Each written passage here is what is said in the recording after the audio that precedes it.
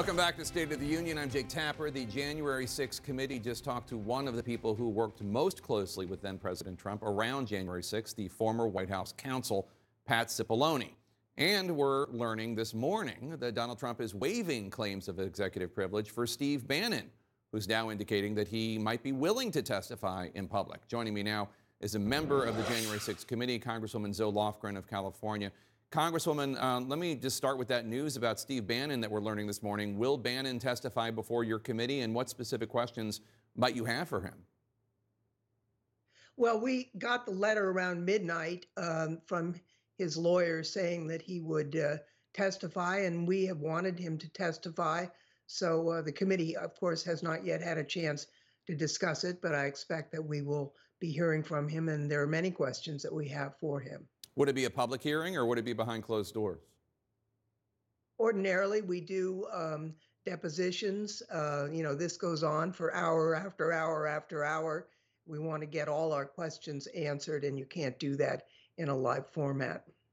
You heard from another key witness this week, White House counsel Pat Cipollone, who sat with you on Friday. Your committee said he gave critical testimony that shows, quote, Donald Trump's supreme dereliction of duty, unquote. What does the committee mean by that? And are we going to hear excerpts of Cipollone's video testimony in this week's hearings? Yes, we will have some excerpts of Mr. Cipollone's testimony. He was able to provide information on basically all of the critical issues that we're looking at, and including the president's what I would call dereliction of duty on the day of January 6th.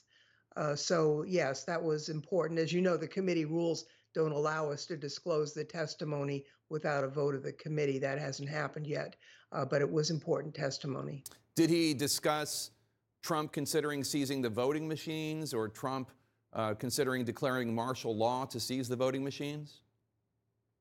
Well, I think you're going to have to wait for the hearing later this week on that. As I say, we haven't had a vote to disclose the testimony. Let me just say this. I think he did provide important insights on those very subjects. Former Mark Meadows aide Cassidy Hutchinson testified that Pat Cipollone said that something along the lines of they would get charged with every crime imaginable if Trump went up to the Capitol. Two sources tell CNN that the committee did not ask Pat Cipollone whether he had said that. Is that true? And if so, why wouldn't you ask him that? We never call in witnesses to corroborate other witnesses or to give their reaction to other witnesses. But I will say that he did interview with us for 8 hours and provide very insightful information, and that augments and certainly does not dispute Ms.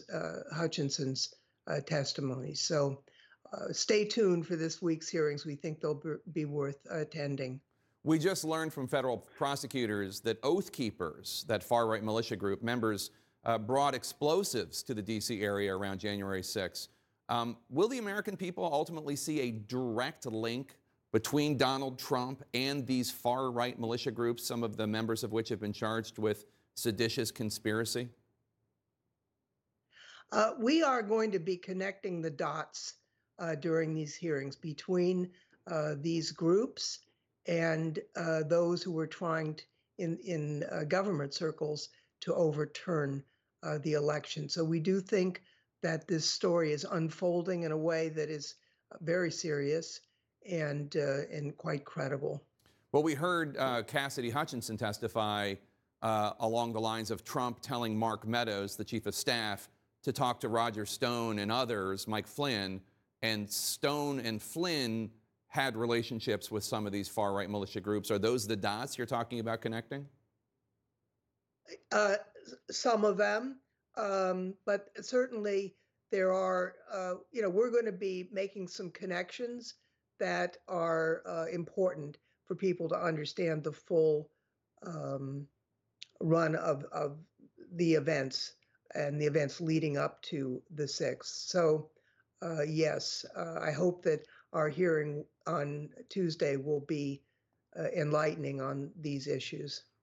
Was President Trump aware that these far-right militia groups, the Proud Boys and Oath Keepers, were in the mob when he told the mob to go to the Capitol? Well, I think you have to reach your own conclusions, but based on the events leading up to the day, I think that would be a logical conclusion.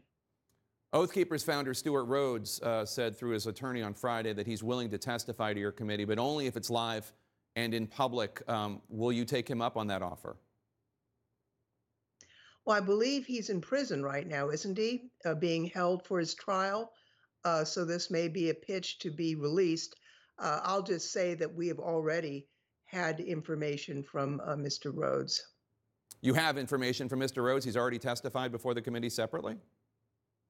Well, I don't want to go into all the details, but I think this is a pitch to get out of jail free card for Mr. Rhodes. Before we go, we know about the hearings coming this Tuesday. I believe there is another one expected Thursday in the evening. What more can you tell us about any future hearings?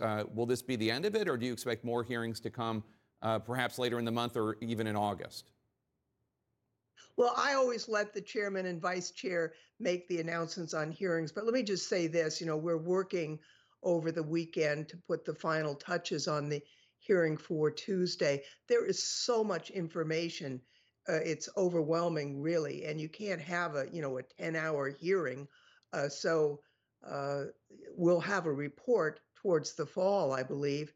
Whether there'll be additional hearings, we haven't decided that yet. And who are we going to hear from on Tuesday? I'm not going to announce the witnesses today. It was worth a shot. Congresswoman Zoe Lofgren, thank you so much. Appreciate your time. Appreciate getting up so early in California. That's okay. I was up early before. All right. Thanks so much.